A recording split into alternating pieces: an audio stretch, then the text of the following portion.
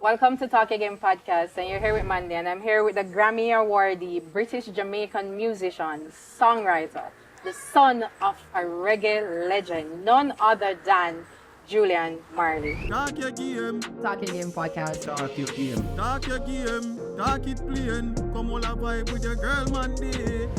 Doing good, blessing. Good to be here, you know. And it's a pleasure to have you. So we're here today because we want to get into your life as one of the sons of the great Bob Marley.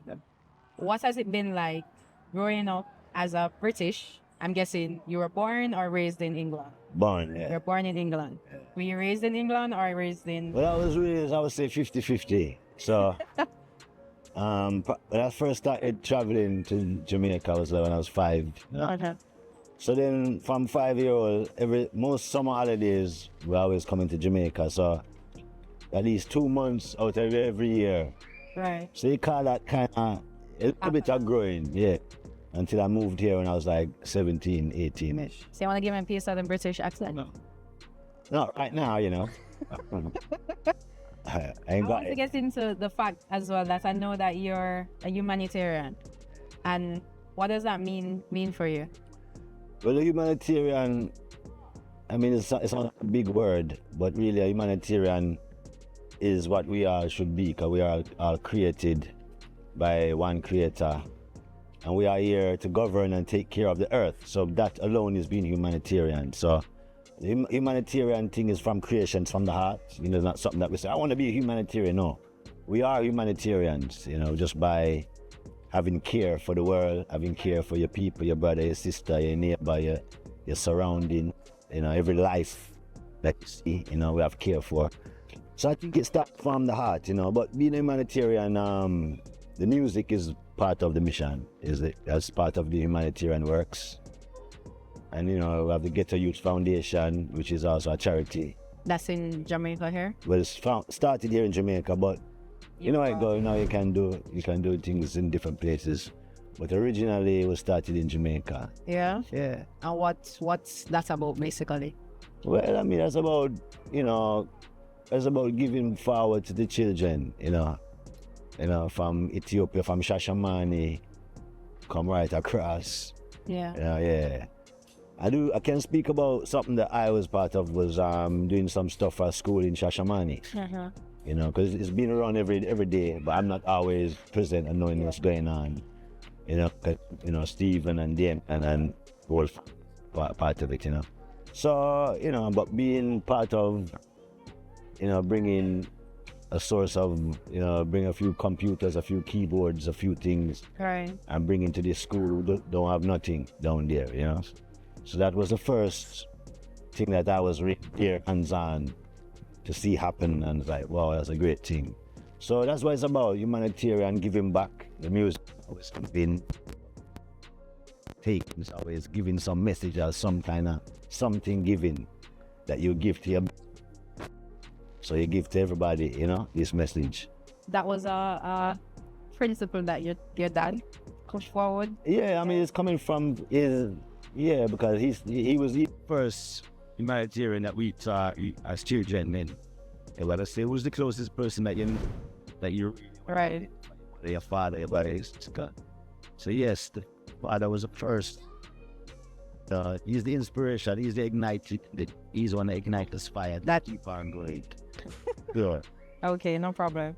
How has growing up in England and Jamaica affected your career? Growing up in England, that's a very hard one. Because now I call it one mix up. So now sometimes you live here, you live there, you don't even know what you got from it. Because it being in England, you know, for the music, for instance, I would say I've probably been in England to study more music, because we don't have much instruments, didn't have no instruments.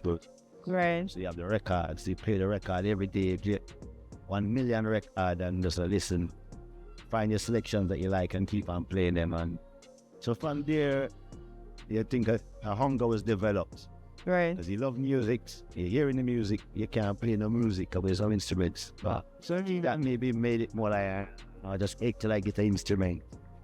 What was your first instrument that you learned to play? Well, the first instrument that I tried to play was the drum. Try it. Really, you have to try it first before you can see how to play something. So it was the drums. Yeah. Yeah, right here too.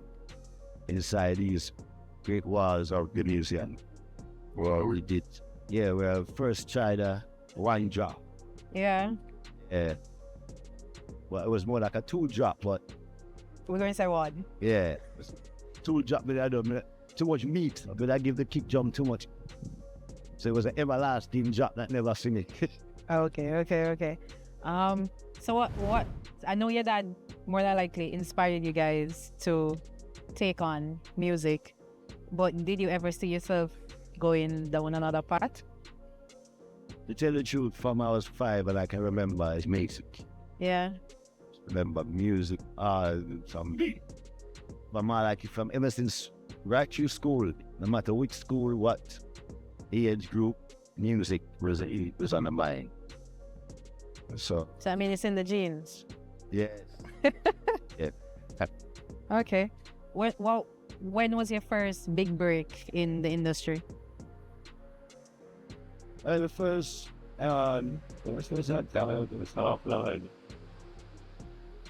well, there's 3 sides to it. There was a live show side to it. Because, say for instance, first time we do a show was in Paris. Yeah. I never have one record, no record, nothing. They do a show in Paris. And you go to Brazil, they do like 20 shows in Brazil, and you still don't have a record yet. So, obviously that was fueled by our father still. Right. He set the foundation. So then, that's what they love still, especially from Brazil. Yeah. Up my would get. So we doing quite a few shows in before doing one song. So like, yeah, you're on the stage and yeah, but none of music. So what were you singing? His music. Oh. My song them, which is not released yet. We didn't even recorded yet, you know. But it was like in a demo format. It was like, yeah, but let's play these songs because ain't nothing else to play. So play others and their songs, play a couple songs and so from there, you know, that was like, yeah, you need to get in the limelight of some stuff. Even the Sunsplash, we play a Sunsplash. Still never have a record yet, neither. But then, no, the real break in the music industry was when we did the first album, Line in the Morning. Which was produced by Steve. Right. People like that, you know. That was the first break where, you know, so you have to do an album. You know, I was working on an album before, I was recording, but, you know, okay, now you have a bunch of songs, you're like a kid. What do you know about anything? You have to go check your big brother and learn how the business go and Actually going on studio and actually. still, you need someone to put it out. Yeah. Put it out. Those days, you know, you had to put out a record, so some company, you have to work with some company. There's distribution, whatever. Nowadays, you first enter, send, down out there. That's true, because social media has really pushed a lot of songs. Most songs, just an artist might post a snippet of the song on TikTok or Instagram, and it goes viral. So by the time they drop the song already famous. It's true. So that's true. So I know your dad paved a smooth road, basically, for you guys. Did you experience any challenges along the way? It's when you say smooth road, Or you opened the door? yeah, the smooth road is more like the road that you choose. You can still get the guidance and still choose a active road by going around the way I do this. But what him give you a pathway. Like, you know, it was almost like I walked through the hills the other day and there was a path there, you know, but the bush grew up and we couldn't see the path. So he's the man that cut down all the bush. Yeah. And you can see the path exactly to where you want to go, clean path. But you can still sway if you don't follow the path. So, yeah, you can set the path, but you still have to have something inside you to really walk the path. No, I mean, so yes, you love music or do you like music? I like music, but maybe you should find something else to do. Right. You like this or do you love this? Oh, I love this. Well, keep with that. Right. It's vibe, you know? Because after the party set, you have to really walk it now. And make sure to say keep that part. Instead of it, That's where the like and the love comes in. Yes, and the respect and the giving thanks. That is. No problem. Out of all those world tours that you've done, which one would you consider to be your most prominent live performance? Which one stands out for you? Like a performance that you'll talk about even when you're old and grey, you'll be like, The performance is yet to come also. Because all the performers them was great. Like, we would have to go through like years and years. I said, which one? No one of them is one. No one of them is one of those performances. Especially when the music sound good, we can't get through from that. so the music ever not sound good? Sometimes you might go on the night, you never get to get a good sound check and like, the mic might not be coming through your speaker right there. So like, man, I can hear myself. It's a good show, but it was more like, man. Could have been better. Yeah, it's not like it was supposed to be music, so it was supposed to hear. Yeah. Nah, you're not, so it's not music, you know what I mean, type of thing. But even then you have an enjoyment, but when the music is good, all of those shows, all of them performances, I would give a shot for. Honor it. Yeah, the good ones, so yeah. That's being a critic of your own self, I guess. You know what I mean? You have to be humble and say, that was all right. I have a beat yesterday, mate. Last night, I beat it tonight, too. Yeah? It's better each time you go at it. That makes sense. Over your years of being in the music industry, do you think that it has changed, and how has that change affected your music? Or has it affected your music? Change the way all the music is coming out. Does change because you can't make no real money off of your music like that, I get. Even the people who sell books still make money. And the book is bigger than a CD. Yes, that's why we have this book. Because why you want a book? Because you want to look through the pages. Right. You want to have a book. Something tangible in your hand. Right. So that, so music was like that. The CD cut out. So back in the day, you used to kind of put some music in your trunk, drive down the road, I drive right up your stuff, and say me and you and Virgin them a record. Yeah. It's a phone. So that's a boo. I get that one a boo. But it's great also because we can spread it out. You can go the reach is wider. Yeah, so it's kind of, but they still have to make the people them know about it. So even though you go some bang, it's out, but other people them are gonna know say it's out still, which is so you get lost again in the millions of cents. So there's pros and cons to that change. Just wise up. So I would have rather the boat. But I have my CD them same way. I'm gonna do that same way. Because I'm sure you still have persons that have them. What do you call it? The something you put the disc. Turntable. I'm sure you still have. Yeah, you still have people that. Yes, you still have people that actually store those things. People that keep those things. And you want me to notice too. And they say the quality of the music, when you listen to it, it's different. Yeah, and I notice through them why you have your library on a certain format, whether you're on Apple or whatever. Come make, pay the bill one day. Them take you to back your music. So what happened to the music? Oh, you couldn't take back my record when you have my record shelf. No, you make me record fighter. I'm for record. May I reflect on it now, because if one day come I don't pay my Apple subscription, everything gone. God, reach out and you have to come back again and the one time I never really have follow up on it and it erased the whole of my catalog. Really? I was like, wow. So you get that back. It went up in the cloud. Yeah, like I forget for on it. Some password you forget, like I damn the music. So what that? But if you have your CD, it's there. You just take it up. Yeah. That makes sense. It makes sense. Because at some point the cloud not going to be there. Yeah, and then we have the way, where's your music? There'll be no music to be played. Yeah, if light gone, if your battery dead, it makes sense. The cloud will get foggy one day. Actually, just give me the music on some hard drive. Download it and store it. As a matter of fact, I learned that the other day. I never know that you could. For Apple Music, you can download it. Oh. I learned that the other day because once I was out of internet and I made my playlist in the car, no data. I'm like, what am I gonna listen to? And then I was traveling and somebody said to me, you know, you can download the music same way. I'm like, huh? You can download, can I have iPhone? I'm like, you can download this on the iPhone. They're like, hey, there's a download button. So yeah, I guess. Do that. Yeah, you have to do that, you know. If you want to keep your music like on these, man, where sometimes I want to hear certain music. I mean, I have certain albums where, yeah. And if that erase, I try to remember every album which we did. We try add it back and all of that, yeah. Yes, the trouble. Your personal life. Do you think that it has flown over or translated into your music? Your personal life. Do you think it affects the music? Do you use it to write your songs? Does it? Well, yeah, your experience throughout life, you know.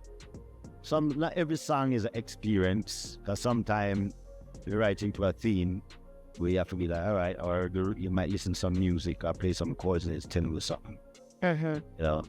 But most times we're writing, when it comes to all right, here we go with this conscious music, this music is for the people. We gotta make sure, yeah, those songs now are experiences that we see, we hear, we feel, you know. So yes, the personal life is a very big part of the music. Especially if you're being true 2 years and doing what you're supposed to do. He's gonna show you, yeah. Rasta man there, oh, see the Rasta music there. Not a Rasta man there, that's what sick. Wait, what am I doing over here? Have you said that never go with that? I asked that question because, of course, I come ask a trouble question. Your song, since you say it's your personal life, is which female you write the song in the mood? Well, you know, that one there, no, for real. All right. No, that one there, admit, that's when I say something. Look here. That one is right up, the music just tell you that, so that way I say. So you see you should just walk past and you say, all right, we go. Yeah, and then the topic has come in, because the music have vibe it. And yeah, that's all the music sometimes, all out, yeah. Great, the other one. All right, so what's your favorite part of songwriting? Every part of songwriting, everything is part of it. I mean, initial, most time we're playing the initial chord structure. So that's your start off, that's your routine? Yeah, well, mostly because it's easy to get to. And I don't need nobody, I don't need to ask somebody, yo, send me some music up. I really mind something feel I send it in time when we want it. So I pick up my guitar early. Right. And then start playing some chords, and then that chords, they might tell you something, the melody. For me get that melody, feel good. For me like the melody, and you know, then you start to put the puzzle together, which we are words and what you're singing about. But you know, it's the whole part is an experience. You know, like baking a cake. Some people say eating it is the most important part of it. But is it, or making it? Because you couldn't eat it if you never made it. You know what I mean? So your favorite part is making the music? After listening, it's like, well, yeah, relax. You know, say it sound, or you want it to sound then. So then for you, it's the melody. Is melody first, and then the lyrics come after? Yeah, I would say.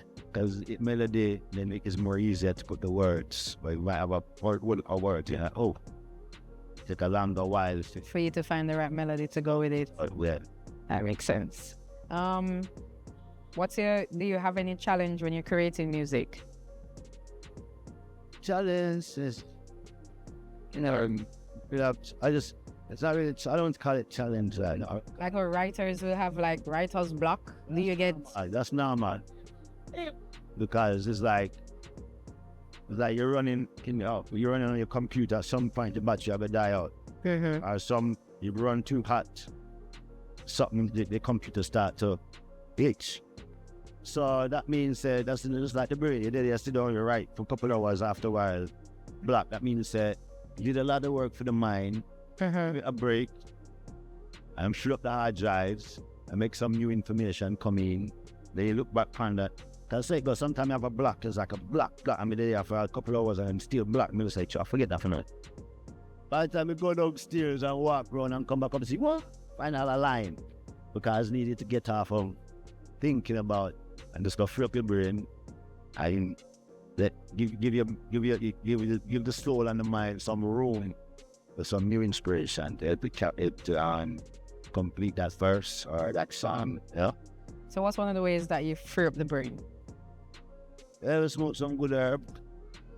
I will get some good breeze, walk outside and meditate. Especially if you like Jamaica, right? So I hear the youths them a cry over here, so I hear the birds them a sing over here, so you're picking up all of them today's inspiration. You know what I mean?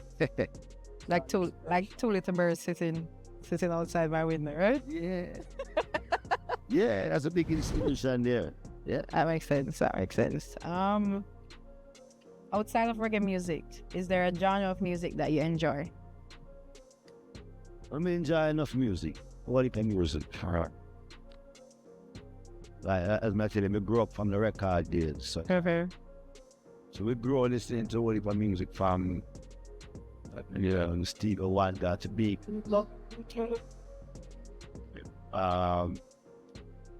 Fela Kuti to Lord Kitchener coming up the line. As you were talking about reggae, because we're stuck, the reggae was right up. That's in your blood, so we're not even gonna, yeah. Well, all heap of music, funk, jazz, blues, everything. After party. Yeah, man, all of the music there, I can appreciate, especially when they're coming from a musician's side of it, like hearing the pianos and organs and the different instruments. Because I love instruments, so I would rather go listen to the band more than listen to it. Maybe go. I prefer a band more than I prefer a DJ. But I will go to a DJ set. But I would prefer, as a musician, to hear some good music come from musicians. Which makes sense. That's only fair. Yeah. So, do you have any hidden talents outside of? You can play the guitar. You can play piano, I'm guessing. Well, what else is there? It's not hidden. I can play bass. Oh. I'm sure boy. Anything else? Tambourine. Outside of music. Outside of music. Hidden talent. But then I play little football here. I think that's in your blood. Too, I'm gonna be honest. Hidden talent? No, I don't know if I have hidden talent, or I would have to really check myself, If I get check yourself. We're always doing the same music, so that you don't even get free. Yeah, hidden talent. Yeah. My hidden talent is being present on the earth.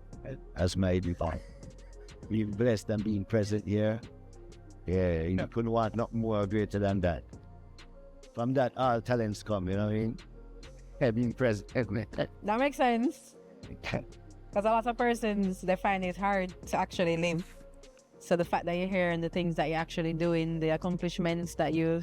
Yeah, it's like, it's like really tapping into yourself and saying, what do I want me like? My love. Like I say, all the years I've grown, I know music. Yeah. So when I see like, everything looks like, no, there's no music over here. Someone's saying, go work over there, sitting on a job. This and I say, huh? Well, you know what? Give me a ticket to Jamaica. So my brother, them I make music right now. And if I do that, then I'll go do, I'll go try and over there and try and find a producer or somebody. Because you can't find, but I didn't grow. I'm in England, but I did not grow in the industry. It is a suburb, it's quite little family. Not connected to much people that can help get in the music up to say right. Studying like up there. Nice. Just no one to help. You have one bridge that play keyboard, men and jam together. But you still want to advance some more. So you find yourself having to like get up and reach to Jamaica kind of thing. So how do you balance your musical career and your personal life? Do you have a personal life? Well, you have to have a personal life, but music is right through everything. And the personal life is like I say, being a humanitarian. That's my personal right. Being a good person, being a good, man on the earth. is, you know. So the work for me, even when we're not working, we're working. There's no time when we're not working because it's not like a work where, I need to go work I'm going for a job for this. Right. I'm making something, whatever it is. I make pillows. Okay, I can have a day off a pillow. I don't need to think for a pillow, but like music, okay, feeding the people, giving the people a message, doing Jah works and Jah wills and every day. So that become, even when you're not working, you're meditating or doing it. Something that's going to enhance your work. Yeah. Like writing a song and this is the topic, or you know what, well, I didn't know this. That goes in the song. So personal life, everything is in one. And what's that got? And you found a balance with that. And it's not like it's too heavy on any side. Oh, you need too much this or too. No, it's balanced. Guys, You've made music your parts of your life. So you're not looking at it as a job, but it's actually a part of your life. Yeah, thank you. What do you think is one of the misconceptions people have about the music industry? It's probably just easy for us jump on and go. Or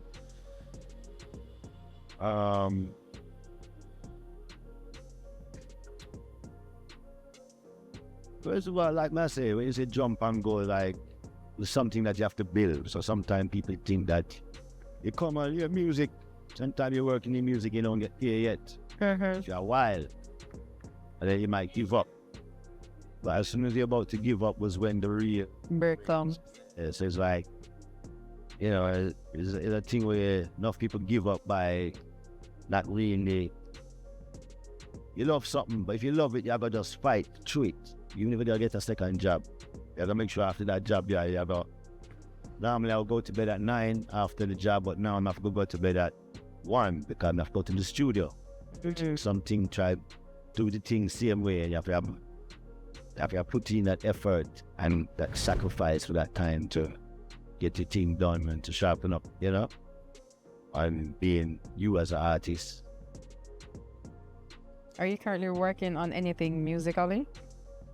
Well, currently I've been working on something, doing some mixing from a new project come out again this year.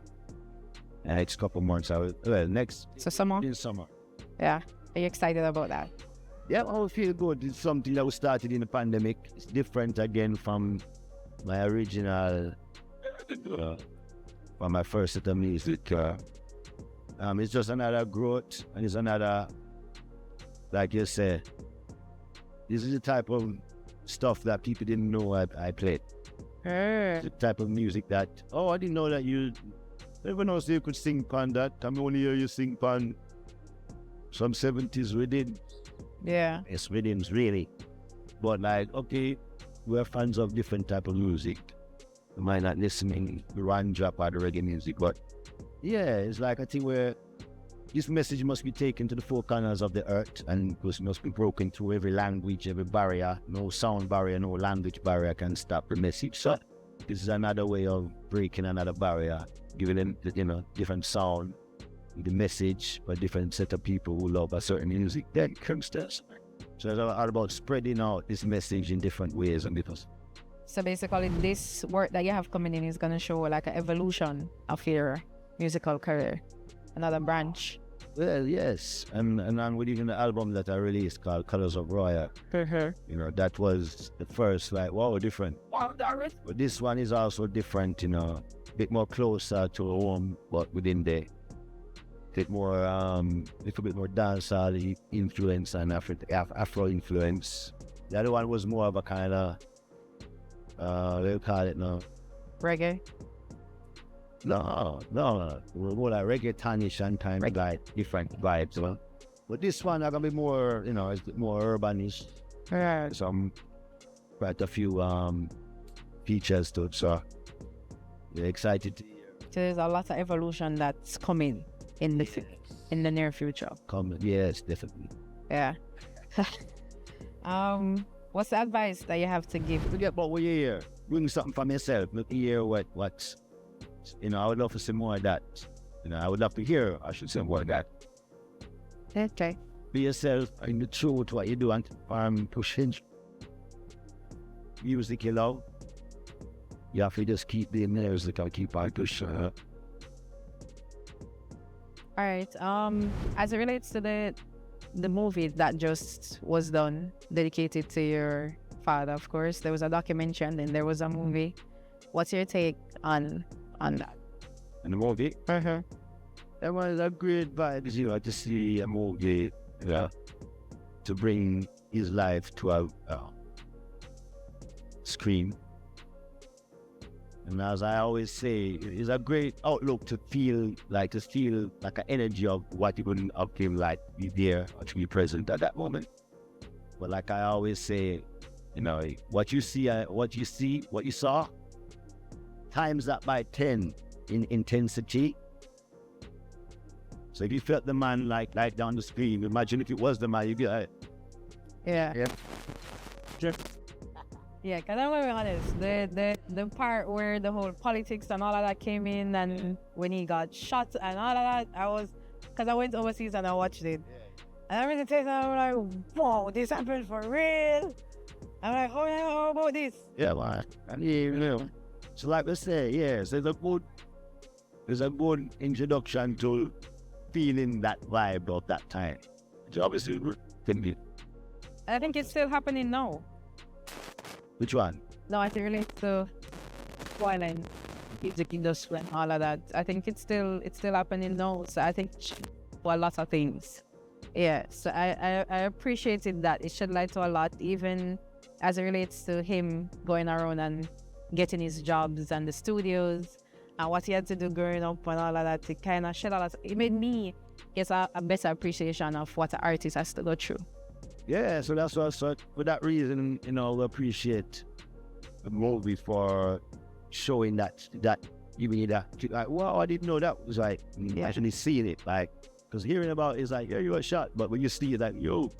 So obviously, the stage performance, everything times that 10 or 50. That's a big jump, but yeah, times it by 50, then and you have a feeling that's him then. So that intensity at my time's up, But it was a great, we give thanks for, open back the world, because the music is what we're really, the message is what it's really about. You can put up movie, but what is the message of what you're really trying to do? Yeah. Hey, when you check the movie, then you listen back the music. You get the message. I did go listen back to some music. I did drive back for some, like I was driving home and I'm like, I'll put up some Bob Marley. Right. Yeah, it really did kind of wheel me back. And I'm going to be honest, like after watching that movie and coming back to Jamaica, I changed some music that I used to listen to. Like some songs that I used to find entertaining, I used to find a connection. Like now I'm looking at it, I'm like, oh, did I find this entertaining? And it made me look back and realize that, okay, all right, this is not actually music. You're looking at things a little different now. Like you say, it's not just about somebody coming in front of a mic and just shouting some words. You start to appreciate the melody, because I remember in it, he went in studio, you see him doing the different instruments and everything was coming together. And you're there like, oh, this is how it works. So it really did kind of change. Yeah, it gives the other an insight and appreciation of everything. To get up more and check out some more different music. Yeah, because I'm going to be honest, most times, because I used to attend UA and I used to work by UA. Yeah. I want to drive past, I'm like, Bob Marley Museum. That's where I used to live. Okay. But like going and watching the movie and just seeing, I know it's not here it was shot, but you know.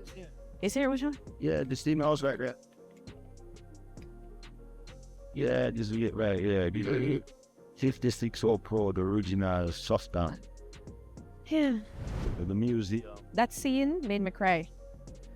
Like literal tears and everything, like how everything played out and all of that. So like it really made me. Yeah, all for the cause of love and unity and putting people together at the time.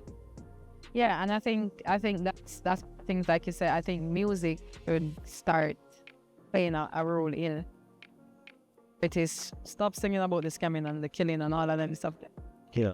Put the positivity out there, because even even with the whole thing with the persons coming on social media and pretending to be bad, and then when the officers come for them, it's a whole different thing. Yeah, that's what You know? everyone must be themselves. Yeah. What someone wants you or think you is, who you is. You know? If you're outgoing, you know, if you're a talker, do what you're doing. If you're quiet and you want to be quiet. Yeah. You know, but don't try to do something that is not, that you did not want to do. Yeah. Just do what you know. Say, yo, go on and do this. Them man, you want to do that. I don't really want to do that with them. And that's okay. I'm going to do it, but Yeah. it's trouble or something else. So, if you know who you want, follow your inside advice, you know what I mean? And we'll get the best advice. You know, we follow your inside advice to get the best advice. You that kind of flow a while ago. I saw what you did there. What way? I saw what you did there. Well, yeah. All right. Is there anything else you want to add? No, I feel good, man. Yeah, I'm spreading love to everyone. Give thanks, big up. And as him say, a reggae month coming up right now. This is reggae month, I would say. Do you guys, does the museum have anything in store for that month? So museum should have something nice in store. Yeah. Emancipation Park also. Yeah. You want to tell us a little about that? Well, it's all about the show in Emancipation Park, February 6th. They don't know. They're on time. All right. So thank you guys for tuning in. And this concludes our episode with Julian Marley. It was a pleasure. If that. And remember, February the 6th, Emancipation Park. Be there. Come out in your colors, and show your support. It's going to be a fun-filled day. Not just night, it's a fun-filled day to celebrate Bob Marley and Reggae Month. All right, guys, so check out our next episode of Talk Your Game on YouTube at Talk Your Game, on TikTok at Talk Your Game, and on Instagram at Talk Your Game. Stay tuned. Talk your game, Talk Your Game podcast. Talk your game. talk your game, talk it plain. Come on, a vibe with your girl, man, day.